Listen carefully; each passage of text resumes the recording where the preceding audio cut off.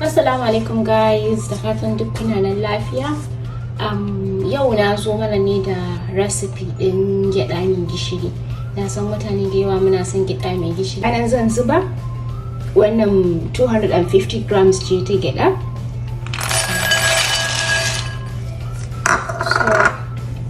Anan zan dudduba, zan tsitsince wacce take ba ta da kyau a ciki. Zan tsitsince ta. Anan duka zan dudduba in tsitsince duka wanda ba ta da kyau a ciki. So wasu kuma ba wai ba su da kyau bane, za ku ga cewa garin cire su da sorting da abubuwa dai, so ya zamanto ta rabe gida biyu. To mun na san dai gaskiya ba za ku so ku yi ta a haka ba.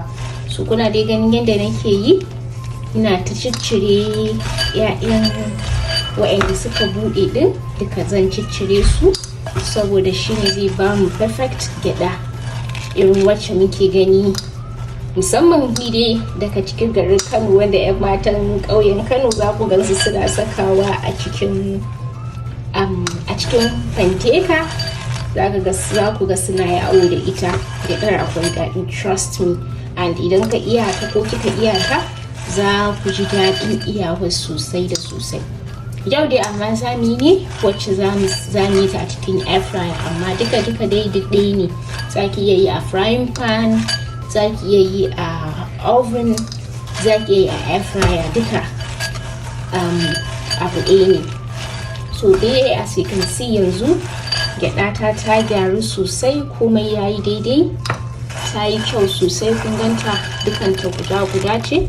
So yanzu I'll go ahead na yi rinsing ɗin gyaɗa ɗin kamar yadda kuke gani a haka. Zan ɗaure ta so that in case akwai wani datti da yake da kafin a yi packaging ɗin shi, to kun ga anan za mu samu amfani, tunda za ka ci abu mai muhimmanci amma kuma za ka zo ka ci shi da wasu microorganisms, kun ga bai da amfani, zai kawo mana wani ciwon da kuma ba za mu so ba. So it's very good idan mutum zai amfani da abu da Allah mu rinka yin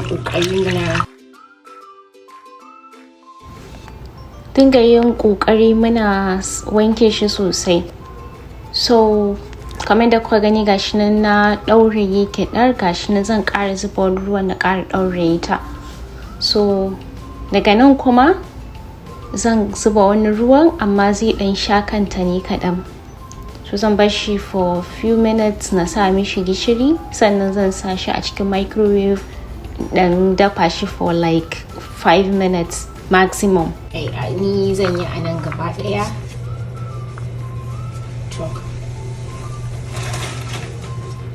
Nan zan ƙara sakawa, in ƙara gogokewa, in tsane damshin da ke jikin gyaɗar.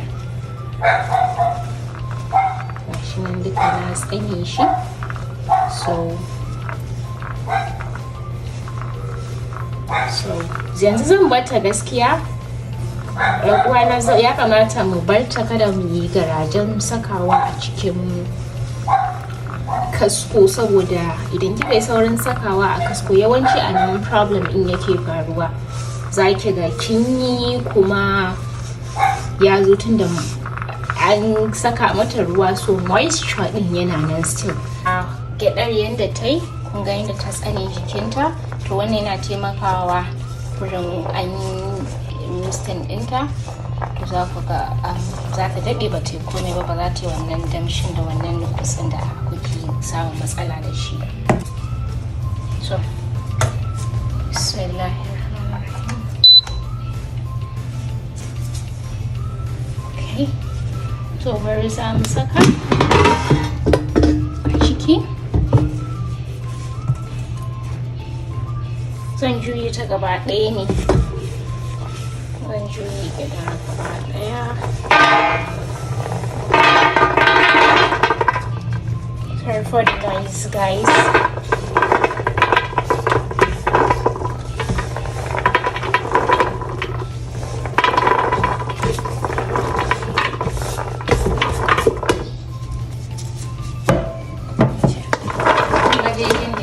sosai, so zan ta sosai a ciki so da ko ina da cikin ta yayi. Yanzu zan mai da ita cikin air fryer kamar yadda kuke gani.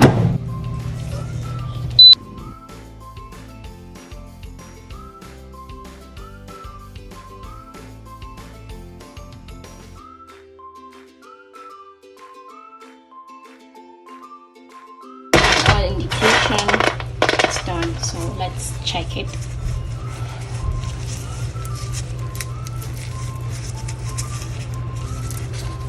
See how the skin is so crisp, so yeah. Thank you for watching and see you in my next video. Stay safe and keep loving each other. Bye.